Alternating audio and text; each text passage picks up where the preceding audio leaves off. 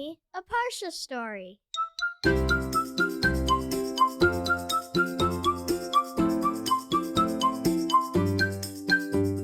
Welcome to Parsha House. Rabi Zayra was a big Talmid Chacham. He lived in Bavel, in Babylon. And Rabi Zayra had a very, very good life in Bavel. But something was missing.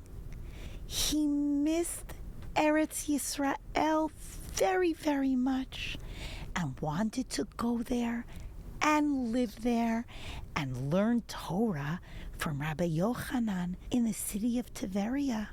But in the days that Rabi Zayra lived, you couldn't hop on a plane and fly to Israel.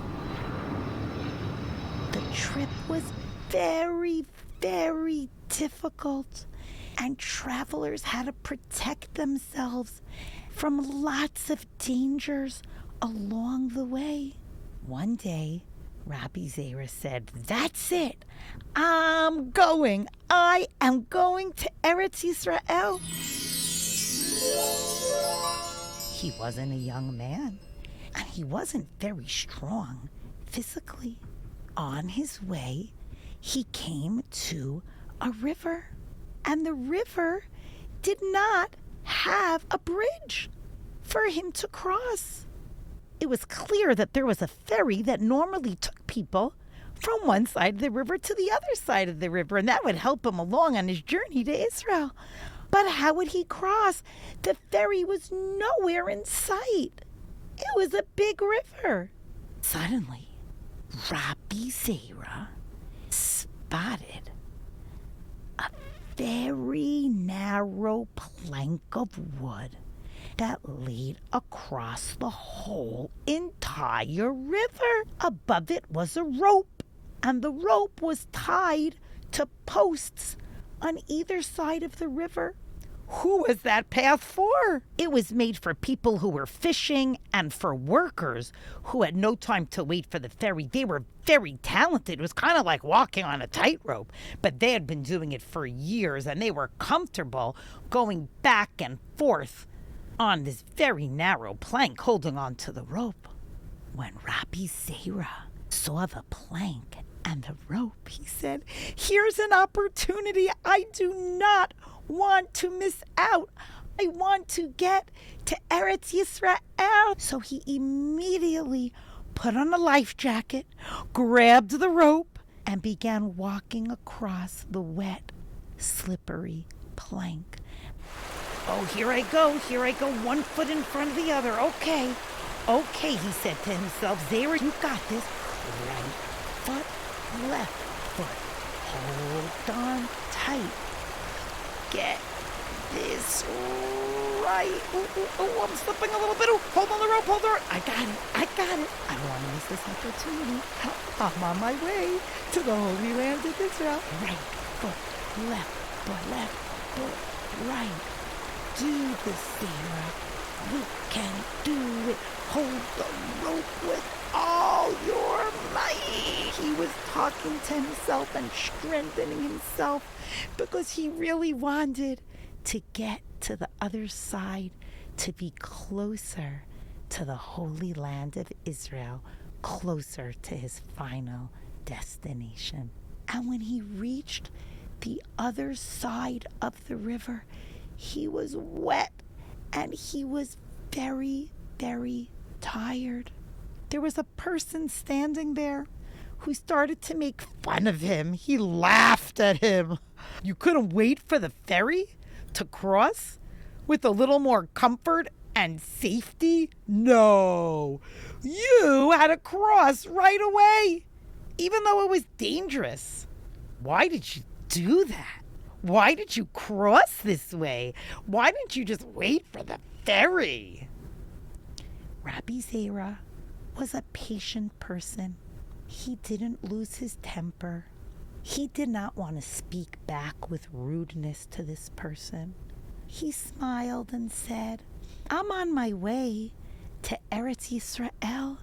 It was the greatest desire of Moshe Rabbeinu, and Aharon HaKohen to enter Eretz Yisrael, and they were not allowed to enter. Who knows? Who knows if I'll ever reach Eretz Yisrael? I do not want to lose any time. I do not want to miss an opportunity. I don't want to miss any minutes that I could be there.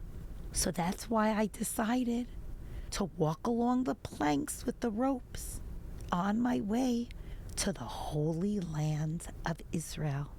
Rabi Zayra continued his journey and reached Eretz Yisrael safely, and he settled in the city of Tiberia as he had wished to do, and learned in the great yeshiva of Rabbi Yochanan. He grabbed on to an opportunity that presented itself to him. In the beginning of Parashat Emor, we learn many rules that applied to the Kohanim. And it says in the Torah, Ushamartem et mitzvotai ani Hashem. Watch over the mitzvot and do them, Kohanim. I am Hashem. Why do the Kohanim have to watch over the mitzvot? Why doesn't the Torah just say, keep the mitzvot? The Torah is teaching us an important lesson. The Torah is teaching us that we have to learn about the mitzvot, do the mitzvot, but also we need to watch out for the mitzvot. Watch the mitzvot, ushmartem otam.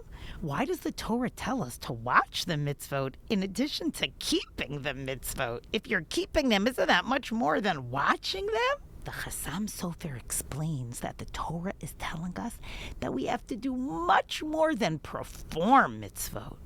We have to be on guard for them, look for opportunities to do them, so that when the opportunity is there, we jump on that opportunity and do the mitzvah. Rabi Zayra saw an opportunity to do a mitzvah, and he jumped at the opportunity, even though it was harder for him to do it that way. He didn't want to miss the chance to do a mitzvah.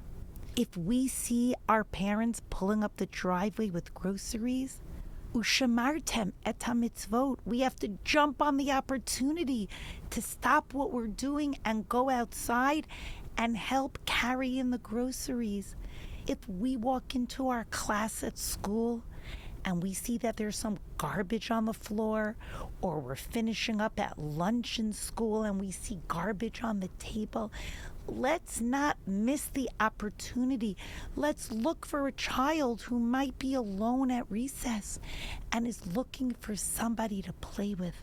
Let's make an effort not only to observe and keep and do the mitzvot, but to watch out for them so that we can take advantage of every opportunity to do a mitzvah. And I hope that our efforts to do so will serve as a zechut to our beloved chayalim and our brothers and sisters in Israel.